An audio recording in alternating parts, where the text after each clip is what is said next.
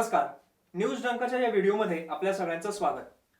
आज आपण महासत्तेबद्दल बोलणार आहोत, अर्थात युनायटेड स्टेट्स ऑफ अमेरिका. अमेरिकेमध्ये सध्या दोन प्रॉब्लेम्सची चर्चा सुरू आहे. अर्थात अमेरिकेतच नाही तर पूर्ण जगात या प्रॉब्लेम्सची चर्चा सुरू आहे. त्यातला एक प्रॉब्लेम आहे तो फेडरल गव्हर्नमेंट शटडाऊन आणि दुसरा आहे डेट क्रायसिस. आणि हे दोन्ही प्रॉब्लेम्स काय आहेत हेच आपण आज अपूर्वकडनं या व्हिडिओमधनं समजून घेणार आहोत. तर अपूर्व, अमेरिकेत काय सुरू आहे हे जाणून घेण्याआधी हे दोन प्रॉब्लेम्स नक्की काय आहेत, याचा अर्थ काय आहे ते तू प्रेक्षकांना समजावून सांग. एक तर हा पहिला जो तू पॉईंट उपस्थित केलास की गव्हर्नमेंट शटडाऊन आणि दुसरा म्हणजे डेट क्रायसिस. हे दोन्ही गोष्टी अशा आहेत की म्हणजे अर्थात आपण काय हे डिस्कस करतो अमेरिकेत चाललं आहे ना, कारण ह्या दोन्हीचा अमेरिकेच्या अर्थव्यवस्थेवर खूप मोठा परिणाम होऊ शकतो. आणि अमेरिकेची अर्थव्यवस्था ही जगातली सगळ्यात मोठी अर्थव्यवस्था आहे आणि त्यामुळे अमेरिकेच्या अर्थव्यवस्थेवर परिणाम झाला की जगाच्या अर्थव्यवस्थेवर परिणाम होतो आणि अर्थातच त्यात भारताची अर्थव्यवस्थाही येते. अमेरिकेची अर्थव्यवस्था ही 21 ट्रिलियन डॉलरची आहे, साधारणपणे 21 ट्रिलियन डॉलर. आता अर्थात जास्तच असेल पण 21 ट्रिलियन डॉलर आहे, GDP म्हणतोय आम्ही. भारताची जी अर्थव्यवस्था आहे ती जवळजवळ 3 ट्रिलियन डॉलरची आहे. म्हणजे अमेरिकेची अर्थव्यवस्था ही भारताच्या 7 पट आहे, 700% जास्त आहे. ठीक आहे. अशा वेळी अमेरिकेत थोडा जरी काही बदल झाला तरी त्याचा भारतासारख्या, आणि भारत नाही म्हटलं तरी जगातली 5वी-6वी तरी सगळ्यात मोठी अर्थव्यवस्था आहे. बाकीचे जे 190-180 देश आहेत यांच्या अर्थव्यवस्थांचा साईज काय आपण कल्पना करू शकतो. त्यामुळे अमेरिकेत जरा जरी काही झालं तरी बाकी देशांच्या अर्थव्यवस्थेवर खूप परिणाम होतो. तर हे शटडाऊन काय आहे आणि डेट क्रायसिस काय आहे. शटडाऊन म्हणजे बेसिकली असं असतं की अमेरिकेची जी काँग्रेस आहे, काँग्रेस म्हणजे काँग्रेस पक्ष नाही, काँग्रेस म्हणजे आपल्याकडे आपण ज्याला संसद म्हणतो, म्हणजे लोकसभा आणि राज्यसभा, तसं तिथे मेंबर हाऊस ऑफ रिप्रेझेंटेटिव्स आणि सेनेट अशी 2 सभागृह आहेत. तर या दोन्ही सभागृहांनी बिल जे असतं मनी बिल, म्हणजे आपल्याकडे पण जसा अर्थसंकल्प असतो त्याच पद्धतीचं आपल्याला ढोबळ एका अर्थाने म्हणता येईल. तर हा जो आत्ता आपल्या कम्फर्टसाठी आपल्याला अर्थसंकल्प म्हणू, अर्थसंकल्प पास करण्यासाठी 30 सप्टेंबर ही शेवटची तारीख आहे.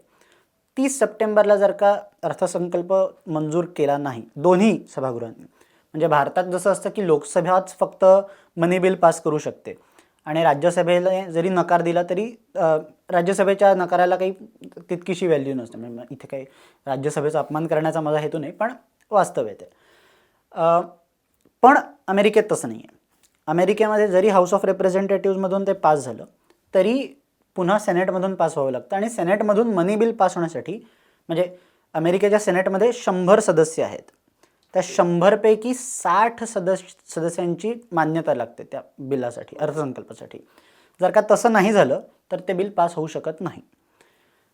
असं झालं म्हणजे अशी परिस्थिती ओढवली तर त्याला गव्हर्नमेंट शटडाऊन म्हणतात. आणि जसं नावात जे आहे की शटडाऊन, तर शटडाऊन म्हणजे काय नेमकं होतं तर स्टेट ॲपॅरेटस ज्याला इंग्लिशमध्ये म्हणतात, म्हणजे काय तर पोलीस, सैन्य, न्यायालय या सगळ्या व्यतिरिक्त जे जे काही सरकार चालवतं, फेडरल गव्हर्नमेंट म्हणजे आपण ज्याला केंद्र सरकार म्हणतो, जे जे काही सरकार चालवतं ते सगळ्याला मिळणारा पैसा बंद होतो.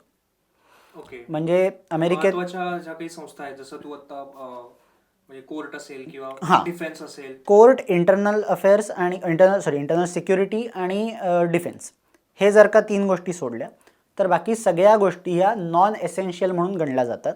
आणि तसं असल्यामुळे अमेरिकेत एक खूप मोठं ज्याला सोशल सिक्युरिटी म्हटलं जातं, फूड स्टॅम्प्स असतात, या सगळ्याला लागणारा जो पैसा आहे तो अप्रूव्ह होत नाही. आणि जेव्हा तो अप्रूव्ह होत नाही तेव्हा तो लोकांना अर्थात मिळत नाही. पुन्हा या बाकी ज्या नॉन एसेन्शियल सरकारी नोकऱ्यांमध्ये काम करणारे लोक आहेत त्यांची संख्या जवळजवळ 60 लाख एवढी आहे. 60 लाख लोकांना जर का पैसा मिळाला नाही तर त्यांना पगार मिळत नाहीत आणि ते अर्थात म्हणजे कामही ठप्प होतात. पण हे जितका काळ चालू राहतं तितका काळ त्यांना पगार मिळत नाही. अशा परिस्थितीमध्ये 60 लाख लोकांचा रोजगार, बाकी सरकारने चालवत असलेल्या ज्या ज्या काही म्हणजे संस्था आहेत, फूड सिक्युरिटी असेल, काही असेल किंवा त्यांच्याकडे मेडिकेअरचा मोठ्या प्रमाणात मुद्दा असतो, या सगळ्याला पैसा जर का गेला नाही तर अर्थव्यवस्थेवर त्याचा खूप मोठ्या प्रमाणावर फटका होतो. कारण हे सडन आहे. म्हणजे जर का सांगितलं US गव्हर्नमेंटने की पुढच्या 10 वर्षात आम्ही हा खर्च हळूहळू कमी करू, तर काहीही प्रॉब्लेम होणार नाही, काहीच प्रॉब्लेम होणार नाही.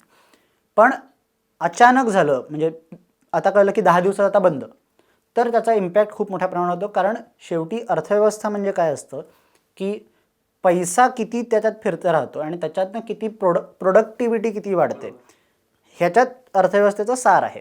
जर का सरकारने चालू ज्या ज्या ठिकाणी पैसा आहे तिथे हळूहळू कमी न करता अचानक बंद केला, तर अर्थव्यवस्थेवर त्याचा मोठ्या प्रमाणात इम्पॅक्ट होतो. हा झाला शटडाऊनचा मुद्दा. ते कसं होतं ते आपण पुढे येऊच व्हिडिओमध्ये, पण आधी तू म्हणालास तसं की अमेरिकेतल्या पॉलिटिक्समध्ये काय चाललं आहे ते सांगण्याआधी हे 2 मुद्दे काय आहेत ते सांगतोय. हा शटडाऊनचा मुद्दा झाला. आता आपण येऊया डेट क्रायसिसकडे. डेट म्हणजे कर्ज एखाद्या देशाने किती घेतलं आहे ते, तो डेट, त्याला डेट म्हणतात. डेट क्रायसिस काय आहे तर ते आता मी सांगतो. अमेरिकेची म्हटल्याप्रमाणे अर्थव्यवस्था $21 ट्रिलियन आहे, पण अमेरिकेने कर्ज जे घेतलं आहे ते $28 ट्रिलियन कर्ज घेतलं आहे. म्हणजे भारतीय अर्थव्यवस्थेच्या पूर्ण GDPच्या 9 पटपेक्षाही जास्त कर्ज हे अमेरिकेने घेतलेलं आहे आणि त्यांना ती लिमिट आणखीन वाढवायची आहे. जर का, आणि अर्थात त्याची ही तारीख 30 सप्टेंबरची आहे. जर का ती वाढवून मिळाली नाही आणि अर्थात त्याला 60 हे सेनेटर्सची संमती लागत नाही, 51 असतील तरी पास होऊ शकतं. त्यामुळे तो इशू मोठा नाही आहे, पण तो का आहे ते नंतर जेव्हा त्या राजकारणाच्या ह्याच्यात येऊ आपण त्याच्यात सांगेनच.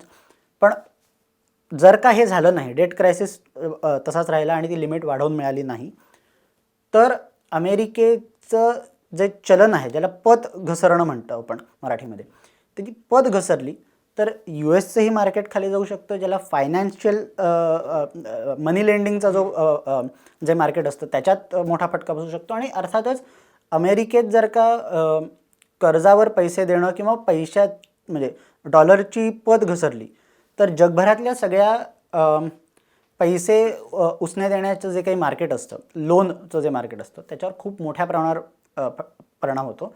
आणि सगळ्यांनाच जसं स्वस्तात लोन मिळणं हे कुठल्याही बिझनेससाठी गरजेचं आहे किंवा कोणत्याही व्यक्तीसाठी गरजेचं आहे, त्याच्यावर परिणाम होतो आणि ते स्वस्तात मिळत नाही तर ते खूप महाग होतं. आणि त्याच्याने पुन्हा अर्थव्यवस्थेचा वेग म्हणजे अर्थव्यवस्थेच्या वृद्धीचा वेग मंदावतो आणि खूप कमी प्रमाणात समृद्धी येते. हे टाळणं शक्य आहे. ते कसं आहे ते आता आपण पुढच्या ह्याच्यात येऊच. तर आता आपण ह्याच्या राजकीय अँगलकडे येऊया. काय पद्धतीने दोन्ही सभागृहांमध्ये काय चर्चा चालू आहे या दोन्ही विषयांवरती? कसं आहे की अमेरिकेमध्ये तू म्हणालास तसं 2 प्रमुख पार्टीज आहेत, रिपब्लिकन पार्टी आणि डेमोक्रॅटिक पार्टी. डेमोक्रॅटिक पार्टीचे आत्ता राष्ट्रपती आहेत जो बायडन. आणि डेमोक्रॅटिक पार्टीचा होल्ड म्हणजे डेमोक्रॅटिक पार्टीचं बहुमत हे हाऊस ऑफ रिप्रेझेंटेटिव्हजमध्ये आहे. हाऊस ऑफ रिप्रेझेंटेटिव्हजमध्ये एकूण 435 काँग्रेसमॅन त्यांना म्हटलं तर आपण खासदार म्हणू हे असतात. मग लोकसभेसारखं एक साधारण त्याला आपण कल्पना करू शकतो. त्या 435 पैकी अर्थातच 218 हा बहुमताचा आकडा आहे. 218 ज्याच्याकडे असतील तो पक्ष त्यांना हवं ते बिल पास करू शकतो. 218 नसतील तर प्रॉब्लेम येतो आणि मग तुम्ही अल्पमतात जाता. अनेक वेळेला असं झालेलं आहे की म्हणजे आता एक डेमोक्रॅटिक पक्षाचा राष्ट्रपती आहे, पण हाऊसचा कंट्रोल, हाऊसमध्ये मेजॉरिटी म्हणजे हाऊस ऑफ रिप्रेझेंटेटिव्हजमध्ये मेजॉरिटी ही रिपब्लिकन पक्षाची. आत्ता डेमोक्रॅटिक पक्षाच्या सुदैवाने तशी परिस्थिती नाही, पण बहुमत जे आहे ते इतकं कमी आहे. म्हणजे रिपब्लिकन पक्षाला 212 जागा मिळालेल्या आहेत आणि डेमोक्रॅटिक पक्षाला 220 जागा आहेत. आणि म्हटल्याप्रमाणे 218 हा बहुमताचा आकडा आहे. त्याहून इंटरेस्टिंग गोष्ट, आत्ता जो नोव्हेंबर महिना येईल 2022चा म्हणजे पुढच्या वर्षीचा नोव्हेंबर, त्या म्हणजे एक वर्ष आणि 1 महिना म्हणू आपण की राहिलेला आहे. या काळात या सगळ्या 435 जागांवर पुन्हा निवडणूक होणार आहे, कारण त्यांच्याकडे दर 2 वर्षाने ह्या 435 जागांवर निवडणुका होतात.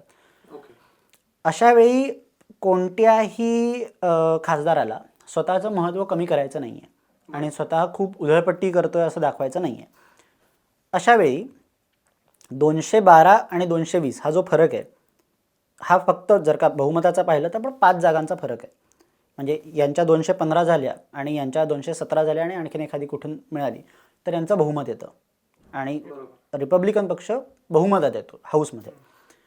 असं जर का झालं तर पुढची जी 2 वर्ष जो बायडन यांच्या कार्यकाळातली असतील 2022-2024 याच्यात त्यांना कोणतंही बिल पास करता येणार नाही. बरोबर, किंवा काहीतरी कॉम्प्रोमाइज करावं लागेल. आता आपण येऊया दुसरं जे सभागृह आहे सेनेट, जिथे खरं तर घोडं अडलेलं आहे. सेनेटमध्ये शटडाऊनचा जो विषय आहे त्याच्यात म्हटल्याप्रमाणे 60 सेनेटर्सची संमती लागते. 100 सेनेटर्स एकूण आहेत. 60 का तर ज्याला आपण काही विधेयकं भारतामध्ये भारतीय संसदेमध्ये 2/3 बहुमताची आवश्यकता असते. त्याला अमेरिकेमध्ये फिलबस्टर असं म्हणतात. पूर्वी हे अक्षरशः 2/3 होतं, 67 होतं. ते 2008 का 10 साली कमी करून 60वर आणण्यात आलेलं आहे. पण 60ची गरज आता असते. आता 100 सेनेटर्स असतात आणि व्हाईस प्रेसिडेंट जो असतो किंवा आता ज्या आहेत त्या व्हाईस प्रेसिडेंट या सेनेटच्या अध्यक्ष म्हणून बसू शकतात. जसं आपल्याकडे राज्यसभेचं अध्यक्षपद हे उपराष्ट्रपतींकडे असतं. पण इथे उपराष्ट्रपतींना मतदानाचा अधिकार असतो जर का टाय झाली तर. म्हणजे जर का 50-50 असं झालं तर उपराष्ट्रपती मतदान करू शकतात कुठल्याही बिलावर. आत्ता परिस्थिती तीच आहे. रिपब्लिकन पक्षाचे 50 सेनेटर्स आहेत, डेमोक्रॅटिक पक्षाचे 50 सेनेटर्स आहेत. एक बाकी बिलं पास करण्यासाठी त्यांना एक मत कमला हॅरिस ज्या व्हाईस प्रेसिडेंट आहेत त्यांचं मिळू शकतं. पण म्हटल्याप्रमाणे इथे 60ची आवश्यकता आहे. 60ची आवश्यकता आहे म्हटल्यावर त्यांना कमीत कमी 10 रिपब्लिकन सेनेटर्सची मदत घ्यावी लागेल पास करण्यासाठी. त्यासाठी त्यांना कॉम्प्रोमाइज करावंच लागेल. शटडाऊनचं जे बिल आहे म्हणजे बिल अर्थसंकल्प ज्याला आपण म्हणू ते हाऊस ऑफ रिप्रेझेंटेटिव्हमध्ये पास झालेलं आहे. कारण म्हटल्याप्रमाणे तिथे डेमोक्रॅटिक पक्षाची मेजॉरिटी आणि तिथे 2/3चा नियम नाही आहे. आता राहिला मुद्दा सेनेटचा. शटडाऊनचं जे बिल आहे म्हणजे शटडाऊन ज्याच्यामुळे होऊ शकेल ते अर्थसंकल्पाचं जे बिल आहे त्याच्यात 2 प्रमुख तरतुदी आहेत ज्याच्यात प्रॉब्लेम आहे. म्हणजे विरोधी पक्षाला जो रिपब्लिकन पक्ष त्याला प्रॉब्लेम आहे. एक मुद्दा असा आहे की इन्फ्रास्ट्रक्चर बिल जे दोन्ही पक्षांनी मिळून त्याला मान्यता दिलेली आहे ते 1.5 का 1.8 ट्रिलियन डॉलर एवढं आहे. त्याला दोन्ही पक्षांचं समर्थन आहे आणि ते म्हणजे जवळजवळ 100च्या 100 सेनेटर्स त्याला मान्यता देतील अशी अपेक्षा आहे. दुसरं जे बिल आहे सोशल स्पेंडिंग ज्याला म्हटलं जातं म्हटलं गेलं आहे ते 3.5 ट्रिलियन डॉलरचं बिल आहे. म्हणजे भारताच्या इकॉनॉमीपेक्षाही मोठं असं ते बिल आहे. म्हणजे तेवढा पैसा दरवर्षी खर्च करायचा असं ते बिल आहे. अशा वेळी रिपब्लिकन पक्ष जो कन्झर्वेटिव्ह म्हणजे फिस्कली कन्झर्वेटिव्ह टू बी प्रिसाईज म्हणजे कमीत कमी खर्च सरकारने केला पाहिजे असं मानणारा जो पक्ष आहे त्यांना हे मान्य नाही. आणि सेनेट आता अर्थात रिपब्लिकन पक्ष सेनेटमध्ये मायनॉरिटीमध्ये आहे त्यामुळे सेनेट मायनॉरिटी लीडर त्यांचं जे आहेत मिच मॅकॉनेल त्यांचं ते खूप चांगलं फेमस स्टेटमेंट आहे की काही अशा टेम्पररी महामारी जी आहे कोविड-19 त्याचा आधार घेऊन परमनंट सोशलिझम म्हणजे समाजवाद अमेरिकेच्या सरकारमध्ये आणण्याचा डेमोक्रॅटिक पक्षाचा प्रयत्न आहे. आणि त्याला विरोध करण्यासाठीच 50 रिपब्लिकन खासदार सेनेटर्स अर्थात अमेरिकन जनतेने निवडून दिलेत आणि ते काम आम्ही करतोय हे त्यांचं स्टेटमेंट आहे. आता 3.5 ट्रिलियन डॉलर आणि 1.5 ट्रिलियन डॉलरचं जे दोन्हीचं बिल आहे हे क्लब झालेलं आहे. जर का हे पास करायचं असेल तर हेही करावं लागेल आणि हे करायचं असेल तर हेही करावं लागेल. पुन्हा या दोन्हीसाठी त्यातलं एक म्हटल्याप्रमाणे बायपार्टिझन आहे म्हणजे दोन्ही पक्षांचं त्यांना सहमती आहे.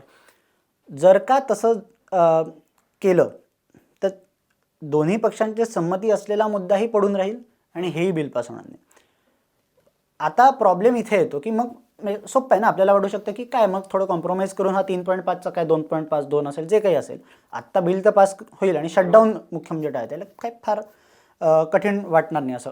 पण मग प्रॉब्लेम कुठे येतोय तर जसं रिपब्लिकन पक्षातले जे फिस्कली कन्झर्वेटिव्ह आहेत की ज्यांना खर्च व्हायला नको आहे तसं डेमोक्रॅटिक पक्षामध्ये काही सोशलिस्ट सेनेटरसुद्धा आहेत ज्यांचं म्हणणं आहे की नाही हे नाही म्हणजे हे तर आम्ही कॉम्प्रोमाइज करतोय की 3.5 ट्रिलियन डॉलर म्हणतोय हे खरं तर 10 ट्रिलियन पाहिजे हे खरं तर 6 ट्रिलियन पाहिजे. त्यामुळे आम्ही ऑलरेडी कॉम्प्रोमाइज करतोय आणखीन कॉम्प्रोमाइज आम्ही करणार नाही. त्यामुळे जर का आणखीन कमी केलं सोशल स्पेंडिंग तर डेमोक्रॅटिक पक्षाचेच काही खासदार म्हणतात की आम्ही त्याला समर्थन करणार नाही. अशा परिस्थितीत जो बायडन यांचं सरकार हे अडकलेलं आहे. जर का अशा पद्धतीने शटडाऊन झालं, आणि आता असा शटडाऊनचा इतिहास सुद्धा आहे. मध्ये 3 वर्षापूर्वी सुद्धा ट्रम्प यांच्या कार्यकाळात जेव्हा 2018मध्ये हाऊसचा कंट्रोल जेव्हा डेमोक्रॅटिक पक्षाकडे गेला तेव्हा एकदा शटडाऊन झालेला होता. त्याच्यापूर्वी 1996मध्ये सुद्धा शटडाऊन झालेला होता. तो खूप मोठा 21 दिवसाचा पहिला शटडाऊन होता अमेरिकेच्या इतिहासातला.